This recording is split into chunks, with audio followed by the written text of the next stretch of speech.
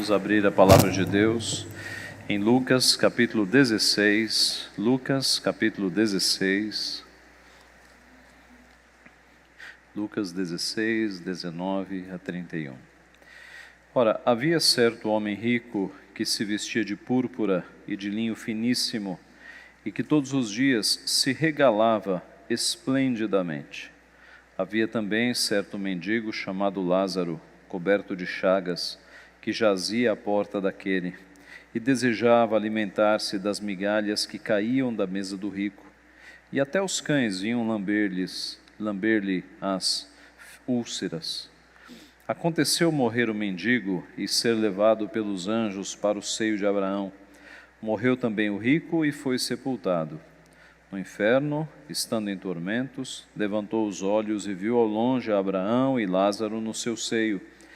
Então, clamando, disse: Pai Abraão, tem misericórdia de mim, e manda Lázaro que molhe em água a ponta do dedo e me refresque a língua, porque estou atormentado nesta chama. Disse, porém, Abraão: Filho, lembra-te de que recebeste os teus bens em tua vida, e Lázaro igualmente os males. Agora, porém, aqui ele está consolado, tu em tormentos. E, além de tudo, está posto um grande abismo entre nós e vós, de sorte que os que querem passar daqui para vós outros não podem, nem os de lá passar para nós. Então replicou: Pai, eu te imploro que o mandes à minha casa paterna, porque tenho 5 irmãos, para que lhes dê testemunho, a fim de não virem também para este lugar de tormento. Respondeu Abraão: Eles têm Moisés e os profetas, ouçam-nos. Mas ele insistiu: Não, pai Abraão, se alguém dentre os mortos for ter com eles, arrepender-se-ão. Abraão, porém, lhe respondeu: Se não ouvem a Moisés e aos profetas, tampouco se deixarão persuadir, ainda que ressuscite alguém dentre os mortos. Vamos orar. Pai Santo, nós te agradecemos por tua palavra, te agradecemos porque ela arruma os nossos pensamentos, ela corrige, Pai, as nossas ideias, as nossas afirmações equivocadas, os nossos pensamentos que não estão corretos de acordo com a tua vontade, de acordo com a tua doutrina, e corrigindo os nossos pensamentos. A tua palavra, ela tem o poder para gerar em nosso coração as emoções santas, piedosas.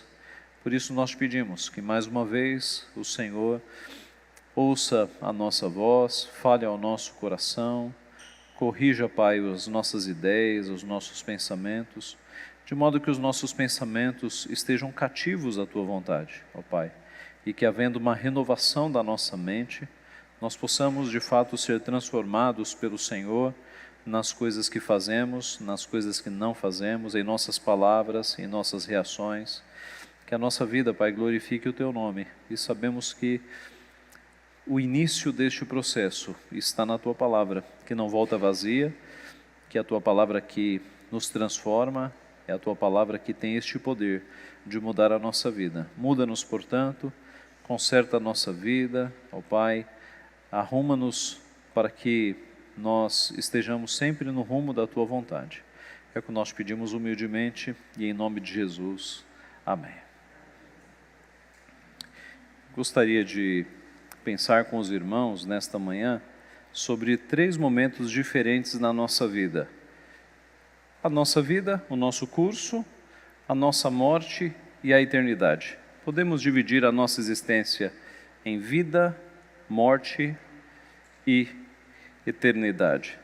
3 fases diferentes, mas se você imaginar, cobre todo o curso da nossa existência: nascimento, morte e a vida eterna.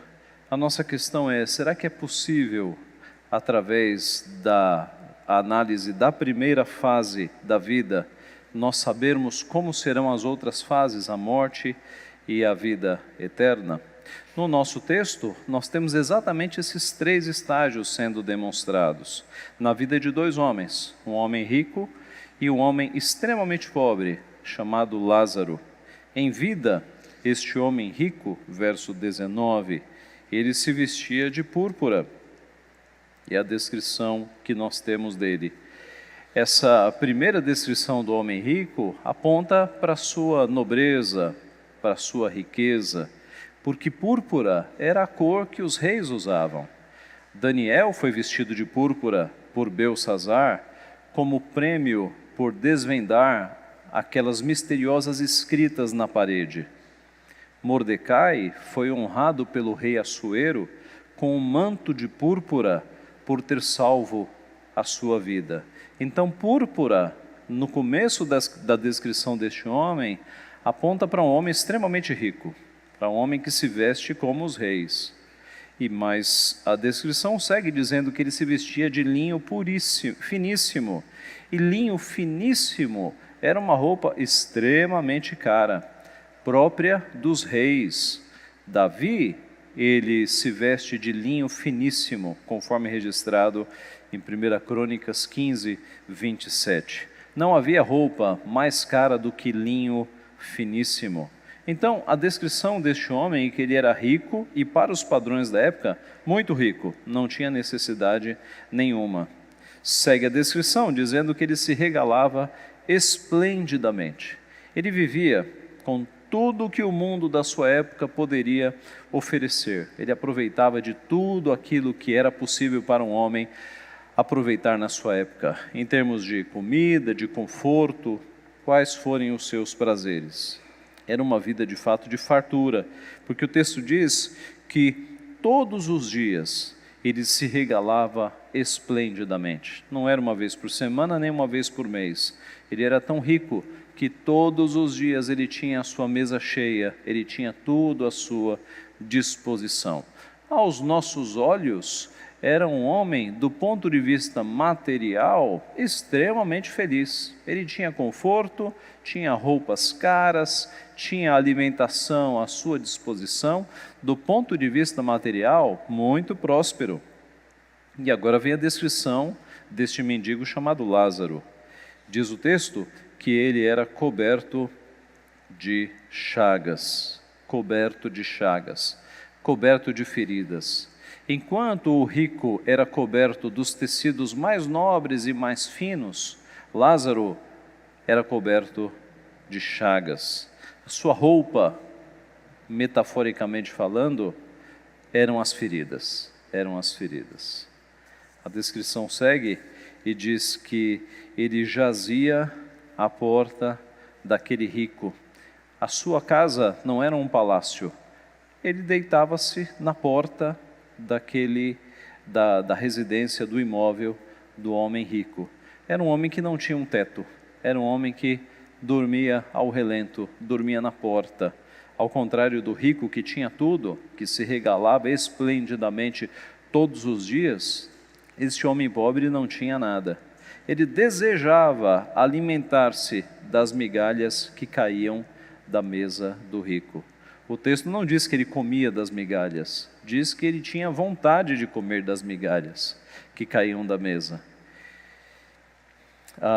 E diz também que os cães lambiam as suas feridas.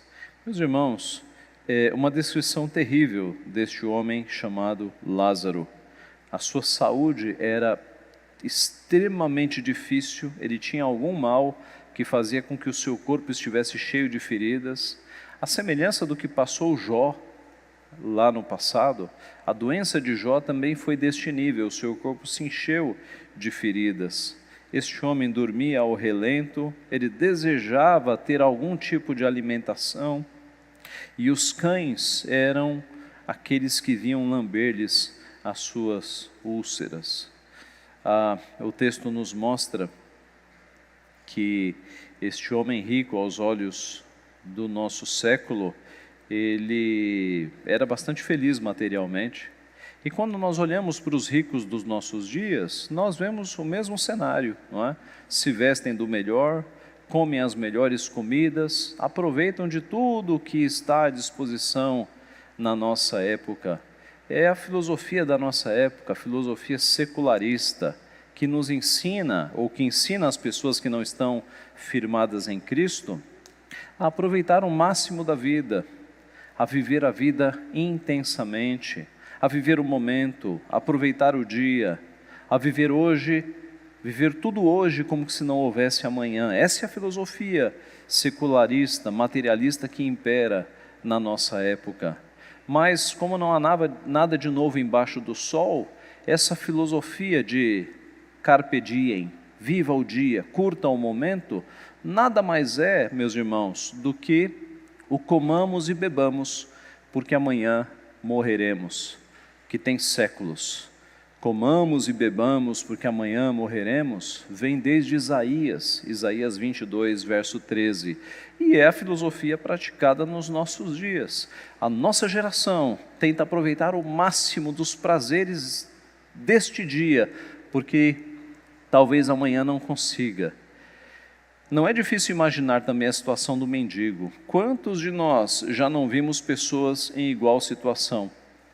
Basta dar uma volta no nosso bairro e na nossa cidade para nós vermos pessoas sem casa, sem roupa, sem comida, pessoas doentes, pessoas à margem da sociedade, sem os cuidados públicos e sem os cuidados de ninguém. Pessoas desprezadas, consideradas pelo mundo sem valor nenhum, mas aos olhos de Deus têm seu valor. Porque mesmo pessoas que estejam nessa situação triste de vida, elas ainda refletem a imagem de Deus. E nós deveríamos cuidar dessas pessoas, porque ainda refletem a imagem do nosso Deus. Deus não pensa assim como o mundo pensa, como o mundo materialista, considerando essas pessoas um problema da sociedade. Deus não pensa assim. Nós lemos Mateus 25, de 31 a 40, quando nosso Senhor Jesus diz que os crentes serão julgados com base nos seus exercícios de misericórdia. Cristo nos dá a salvação e, como consequência, nós devemos exercer a misericórdia que Cristo sempre exerceu. Nós devemos dar comida a quem tem fome, dar roupa a quem tem necessidade, ajudar o nosso próximo, hospedar o forasteiro, visitar o encarcerado. Cristo nos ensina isso. E meus irmãos, quando nós retrocedemos na história da igreja, nós percebemos que os crentes do passado faziam isso. A nossa herança de igreja primitiva e de período ali anterior à Idade Média sempre foi assim. O povo de Deus sempre foi aquele conhecido como um povo de misericórdia. Quando os romanos tinham meninas, né? Quando as mulheres grávidas tinham as suas meninas, as meninas eram jogadas na sarjeta, porque havia uma visão de que apenas os meninos deveriam ser cuidados. As meninas eram desprezadas e eram os cristãos que iam adotar essas meninas. Os cristãos eram conhecidos como o povo da misericórdia, como o povo que cuidava dos órfãos, que cuidava das viúvas, que cuidava dos forasteiros, que cuidava de todos aqueles que eram desabrigados. E nós, como povo de Deus, deveríamos retomar essa fama. Como? Fazendo por onde? Exercitando obras de misericórdia. Se muitas das lutas que nós travamos nos nossos dias fossem para adoção de filhos, a ajuda aos mais necessitados, nós teríamos uma outra visão na nossa sociedade. Continuaríamos sendo perseguidos, mas seríamos perseguidos pelas coisas certas. Então, nós vemos que em vida estes homens têm estilos totalmente diferentes. Mas eis que vem a hora da morte, a segunda fase. E na hora da morte, a situação começa a mudar. Veja o versículo 22. Aconteceu morrer o mendigo e ser levado pelos anjos para o seio de Abraão. Morreu também o rico e foi sepultado. O rico foi sepultado. Sendo rico, ele deve ter tido um enterro com todas as honrarias de um homem rico, com todas as homenagens, não é, de alguém que é muito rico. Para o mendigo, o texto não fala nem em sepultamento. Ele deve ter sido jogado numa vala, sem nome, sem honras, sem discursos, sem homenagens. Ora, se o homem que em vida era desamparado e dormia numa porta, o que fazer quando este homem morre? Jogue numa vala. Não haverá discursos, não haverá homenagens. É assim que se faz com pessoas que não têm muito dinheiro, não é? Mas observe que já nesta hora, na hora da transição da morte para a vida, nós vemos a justiça de Deus operando em favor do mendigo. Diz o texto que ele foi levado pelos anjos para o seio de Abraão. Meus irmãos, que honra é maior do que na tua morte você ser conduzido por anjos para os portais eternos? Que discurso se iguala a isso? Os anjos virem te buscar para te conduzir à casa do Pai. Eu dispenso qualquer discurso. Se anjos virão buscar você no dia da tua morte, isso não se iguala a qualquer honraria humana. Aos olhos dos homens, a morte de Lázaro foi desprezível, mas aos olhos de Deus, preciosa é aos olhos do Senhor a morte dos seus santos. Salmo 116, 15. Lázaro foi conduzido para a glória, para o paraíso, aqui chamado de seio de Abraão. Permita-me ler um trecho do livro A Prática da Piedade, de Lewis Bailey. Alguns de vocês têm este livro, que expressa muito bem o que acontece na hora da morte de um dos nossos queridos, que acontecerá no dia da tua morte. Quando Deus envia a morte como sua mensageira ao homem regenerado, ele se encontra com o salvo a meio caminho para o céu, pois a sua conduta e o seu afeto estão aí antes dele. A morte nunca é estranha nem amedrontadora para o crente. Não é estranha porque ele morreu diariamente. Não é amedrontadora porque enquanto vivia, estava morto e a sua vida estava escondida em Cristo. Portanto, para ele, morrer outra coisa não é, com efeito, senão descansar do seu labor deste mundo, ir para a casa do seu Pai, a cidade do Deus vivo, a Jerusalém celestial, a uma inumerável companhia de anjos, a Assembleia Geral da Igreja dos Primogênitos, ir a Deus, o juiz de todos, e aos espíritos dos justos aperfeiçoados, e ir a Jesus, o mediador da nova aliança. Enquanto o seu corpo está enfermo, sua mente está sã, pois Deus faz a sua cama na enfermidade e o fortalece com fé e paciência em seu leito de dor. E quando começa a entrar no caminho de todo o mundo, ele, como Jacó, Moisés e Josué, faz exortações piedosas e dá conselhos a seus filhos para que sirvam ao Deus verdadeiro e o adorem verdadeiramente. Sua abençoada alma não aspira a nada, senão bênçãos e a discursos que tenham sabor que agrade a um espírito santificado. Conforme seu homem exterior decai, seu homem interior cresce e se torna mais forte. Quando falta fala a sua língua, os suspiros de seu coração falam mais alto para Deus. Quando falha a visão dos olhos, o Espírito Santo o ilumina interiormente com abundância de luz espiritual. Sua alma não teme, mas ousa sair do corpo e ir habitar com o seu Senhor. Tão logo rende o Espírito, imediatamente os santos anjos que o atenderam desde o seu nascimento até a sua morte, levam e acompanham sua alma ao céu, como levaram a alma de Lázaro ao seio de Abraão, que é o reino do céu. Assim que o regenerado entrega sua alma a Cristo, os santos anjos a tomam sob sua custódia e a levam imediatamente para o céu. E ali a apresentam a Cristo, onde ela é coroada com a coroa da justiça e da glória. Não que a tenha merecido por suas obras, mas que Deus prometeu por sua bondade. E todos aqueles que por amor, nesta vida, o serviram sem fingimento e procuraram sua glória, a terão. Oh, que gozo será para sua alma acostumada a só ver miséria e pecadores, contemplar agora a face do Deus da glória. Sim, ver Cristo dando as boas-vindas a você. Tão logo você é apresentado a Ele pelos santos anjos, com a exclamação: bem está, servo bom e fiel, entra no gozo do teu Senhor. E que alegria será contemplar milhares de querubins, serafins, anjos, tronos, domínios, principados, potestades, todos os santos patriarcas, sacerdotes, profetas, apóstolos, mártires, crentes professos e todas as almas dos seus amigos e dos seus pais, maridos, esposas, filhos e todos os demais santos de Deus que partiram antes de vocês, firmados na verdadeira fé em Cristo, de pé, diante do trono de Deus, gozando ventura e glória.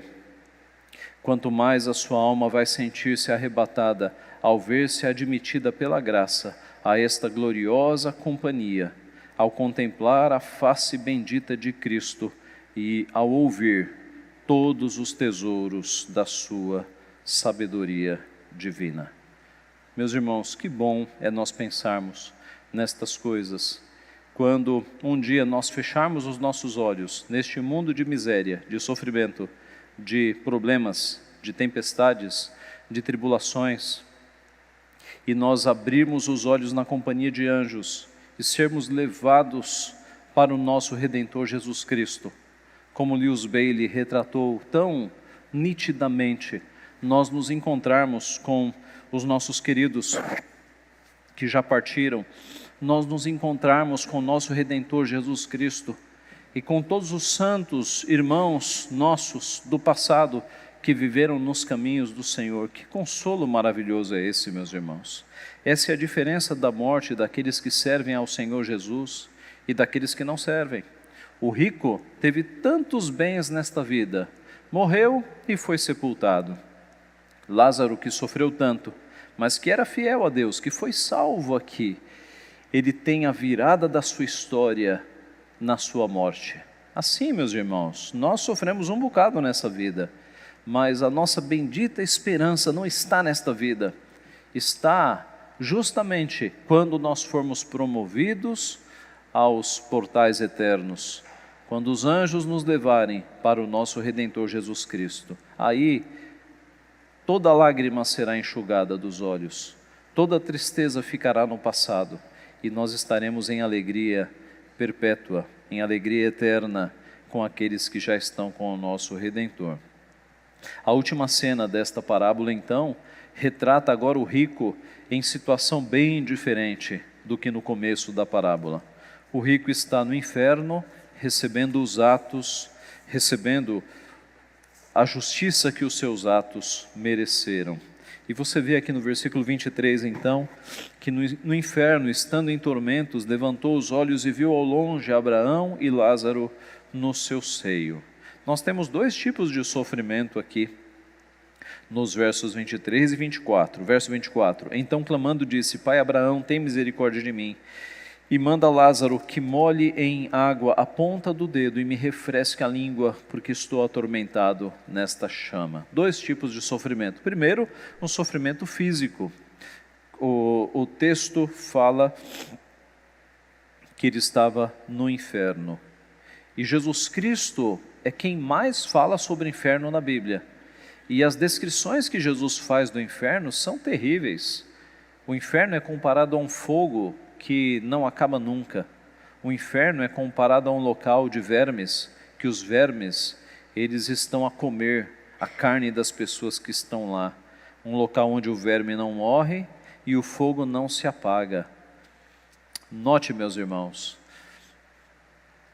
não dá para afirmar com certeza que o inferno é um local de fogo, fogo literal, porque a Bíblia tem muitos símbolos. Mas, se for de fogo literal, será menos pior do que se for de fogo simbólico. Porque o símbolo é sempre mais fraco que a realidade, sempre. Vamos para o céu. A descrição do céu em Apocalipse é um local com ruas de ouro, com portas, com pedras preciosas. E Apocalipse é um livro simbólico. Não significa que, de fato, haverá ruas de ouro lá.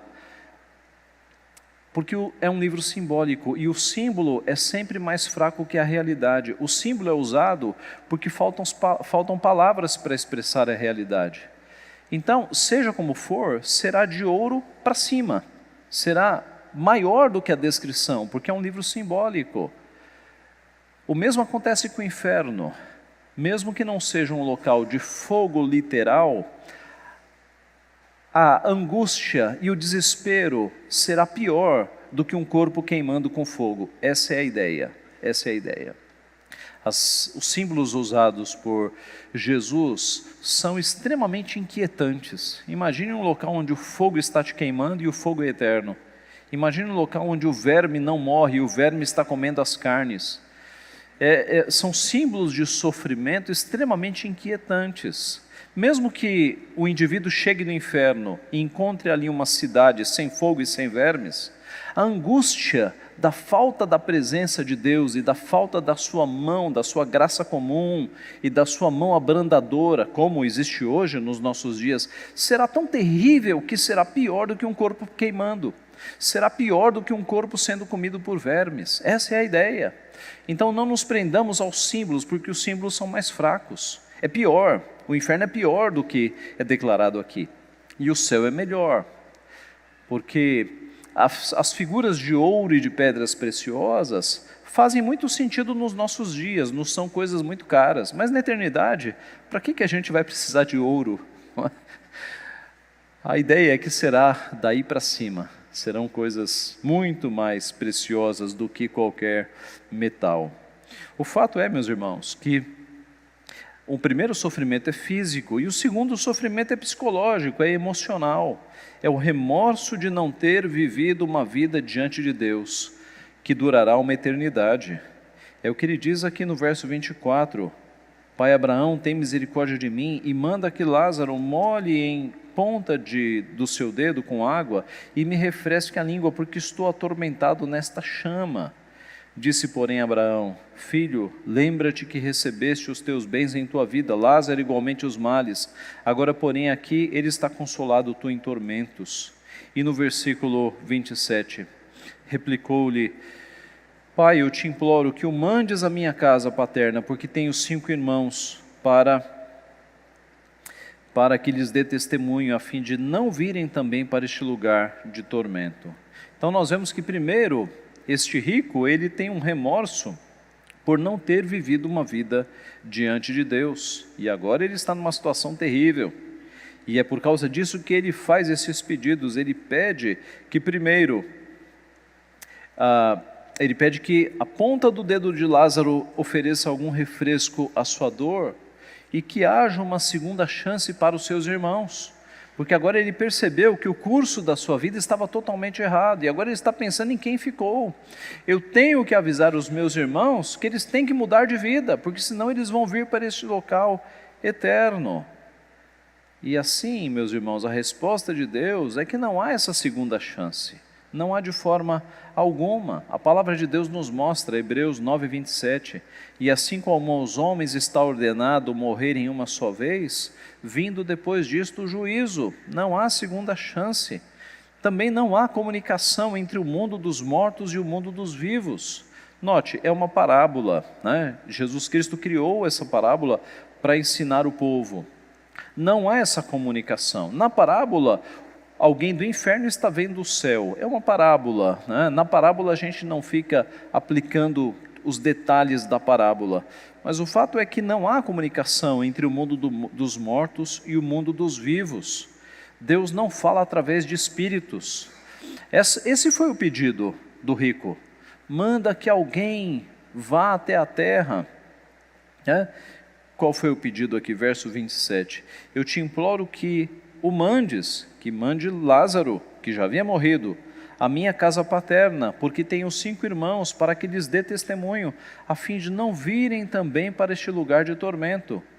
E qual é a resposta de Deus? Eles têm Moisés e os profetas, ouçam-nos. A réplica: não, pai Abraão, se alguém dentre os mortos for ter com eles, arrepender-se-ão. Abraão, porém, respondeu: se não ouvem a Moisés e os profetas, tampouco se deixarão persuadir, ainda que ressuscite alguém dentre os mortos. Em primeiro lugar, meus irmãos, não há comunicação entre mortos e vivos. Deus não fala através de espíritos. A tese espírita de que Deus está se comunicando com pessoas vivas hoje é furada, é inconsistente. Pela Bíblia, você não tem comunicação de mortos com vivos. Mas, pastor, o que acontece nos terreiros de Umbanda, nas mesas kardexistas? O que acontece? Espíritos enganadores. São demônios que estão nesses lugares fazendo-se passar por pessoas mortas. Ora, a literatura é extensa nesse sentido. O que dizer das manifestações de Dr. Fritz no curso da história? Demônios falando alemão e fazendo curas com pontas de faca, com tesouras, curas mediúnicas. São demônios, meus irmãos. Os demônios estão aí na Terra há pelo menos 10 mil anos, aprendendo medicina, aprendendo idiomas. Eles têm conhecimento de 10 mil anos. Então, eles observam pessoas e se fazem passar por essas pessoas quando as pessoas morrem. E as casas de espiritismo são muito hábeis. Quando morre alguém, quando morre uma criança, um adolescente, sempre tem um espírita dizendo: vá lá, a minha religião, que o teu filho ou a tua filha pode falar com você por meio do espiritismo. E são demônios, são espíritos enganadores, porque a Bíblia deixa muito bem claro que não há comunicação entre o reino dos mortos e o reino dos vivos. Jesus está ensinando isso nessa parábola. Não há comunicação. E a palavra de Deus aqui mostra qual é a única comunicação entre o além e o vivo e o mundo dos vivos. É a palavra. Veja o que é dito aqui no verso 29.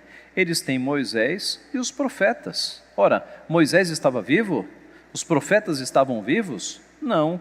Isso aqui é uma forma de dizer muito comum nas Escrituras, de que eles têm a Bíblia. Moisés, o Pentateuco. Os profetas, o restante. Moisés e os profetas representam o Antigo Testamento. Então, a palavra é: eles têm a Escritura, eles têm a palavra. O pecado aqui do rico foi que ele nunca deu importância à palavra, e por isso ele foi parar no inferno. E eis a aplicação para os nossos dias: pessoas que não atentam à palavra vão parar no inferno, porque a palavra de Deus é aquela que nos conduz à salvação, é aquela que nos conduz a Cristo, a única forma de salvação. Pessoas que desprezam a palavra estão desprezando a Deus, estão desprezando o único caminho para a salvação, que é Jesus Cristo, que é revelado justamente na palavra. A parábola, meus irmãos, termina de forma abrupta, porque Jesus já havia passado a mensagem aos seus ouvintes. Ele reafirma que aqueles que se exaltam serão humilhados e aqueles que se humilham serão exaltados. Esse é o contexto da parábola, para mostrar que Lázaro foi tão humilhado na sua vida, mas porque seguia a Deus, houve o momento da virada e da exaltação. E aqueles que nesta geração são tão exaltados, têm tantas posses, têm tantos bens, têm tanto conforto, longe de Deus, na morte eles serão humilhados. E não apenas humilhados, eles serão atormentados pelos séculos dos séculos, nesta figura terrível que é o inferno. Jesus nos mostra que a verdadeira felicidade não está nos prazeres deste mundo, mas está em viver uma vida diante de Deus. Os teus 60, 70, 80, talvez 90 anos de sofrimento nesta vida não se comparam com a glória que você terá depois da tua morte, com uma eternidade ao lado do nosso Deus, uma eternidade na presença e na companhia de Jesus Cristo e daqueles que estão na glória. É incomparável, meus irmãos. 80 anos com milhões de anos. Então nós devemos fazer destes 80 anos um tributo de consagração ao nosso Deus. Nós devemos de fato caminhar nos caminhos do Senhor, consagrando a nossa vida ao Senhor, Porque no dia da morte, a história vira, a história muda totalmente. E aqueles que sofreram em Cristo serão exaltados.